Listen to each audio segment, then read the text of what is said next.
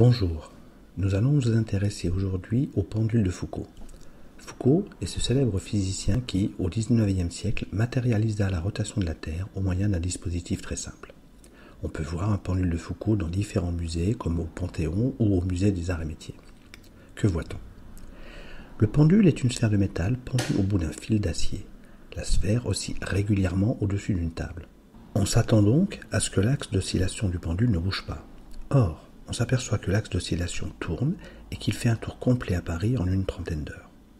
Il n'y a aucune force qui tire ou pousse la sphère sur le côté. On en déduit donc qu'en réalité, c'est la table qui tourne à cause de la rotation de la Terre.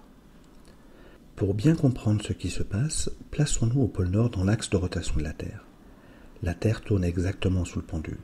Cette rotation ne change pas la force de gravité. Il n'y a donc aucune raison pour que la sphère pendue au bout de son fil suive le mouvement de la Terre.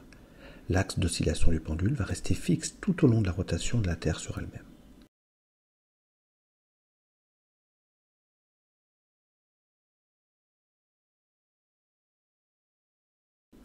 Que se passe-t-il pour quelqu'un qui observe le pendule?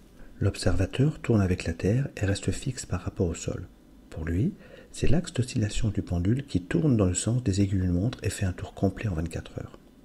Comme nous sommes au pôle, le Soleil tourne autour de l'observateur et l'ombre du pendule tourne en même temps que lui.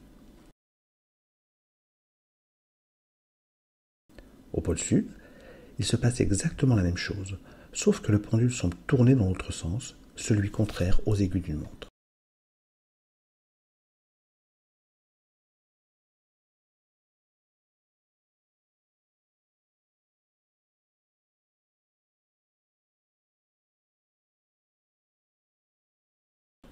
Recommençons l'expérience à l'équateur. Cette fois-ci, la verticale est perpendiculaire à l'axe de rotation de la Terre. Contrairement à ce qui se passe au pôle, le sol ne tourne pas autour de l'axe du pendule, mais avec lui en l'entraînant. C'est comme si la Terre ne tournait pas et que le pendule était installé dans un train se déplaçant à vitesse constante. Avec la taille de la Terre, le trajet du train est quasiment en ligne droite. Newton nous dit que le pendule se comporte dans un train en mouvement exactement comme s'il était à l'arrêt en gare. L'axe d'oscillation ne bouge pas. On peut dire en quelque sorte que le pendule de Foucault ne marche pas à l'équateur. L'image de la ligne droite est très bonne, car à l'équateur, en une seconde, le train parcourt 465 mètres, pendant que sa trajectoire ne s'incurve vers le bas que de 3 petits centimètres. On peut négliger ces 3 centimètres. Et que se passe-t-il aux latitudes intermédiaires, comme par exemple à Paris, où l'expérience a été réalisée pour la première fois? Eh bien, il va se passer une combinaison des deux effets. La Terre tourne un peu autour de l'axe du pendule et un peu avec. Pour visualiser comment les deux effets se combinent, on marque sur le sol un axe sud-nord le long d'un méridien et un axe ouest-est selon un parallèle. Pour un observateur situé à côté du pendule, ce repère reste fixe tout au long de la journée. Si on regarde ce qui se passe pendant quelques secondes, le repère se déplace d'ouest en est en entraînant le pendule avec lui. C'est l'effet équateur. À l'arrivée, le repère sud-nord est toujours sur un méridien. Si on prolonge les axes de départ et d'arrivée, on voit qu'ils se croisent sur l'axe de rotation de la Terre. Ils ne sont donc pas parallèles. Il y a donc une rotation du sol sous le pendule, c'est en quelque sorte l'effet pôle. On peut visualiser comment l'angle de rotation du repère varie en fonction de l'angle de rotation de la Terre. Ça dépend de la latitude. Si au départ le pendule oscille exactement sur le méridien, au pôle Nord, il reste aligné sur ce méridien de départ et semble donc avoir tourné par rapport au méridien d'arrivée d'un angle qui vaut l'angle de rotation de la Terre durant ces quelques secondes. Si on se rapproche de l'équateur, l'axe d'oscillation reste toujours parallèle au méridien de départ, mais comme l'angle entre les deux méridiens diminue, le pendule semble tourner de moins en moins. À l'équateur, les deux méridiens sont parallèles. L'axe d'oscillation du pendule ne tourne plus avec la Terre.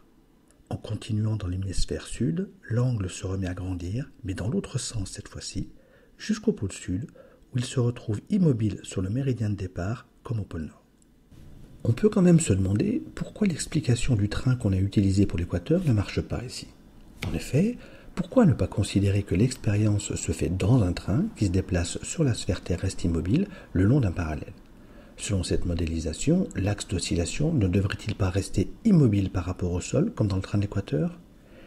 Eh bien oui, et heureusement, le modèle du train s'applique. Et dans ce train, l'axe d'oscillation du pendule reste immobile, comme à l'équateur. Il faut juste ne pas se tromper de train. Il faut prendre un train équatorial, c'est-à-dire un train qui se déplace le long d'un grand cercle dont le centre est le centre de la Terre.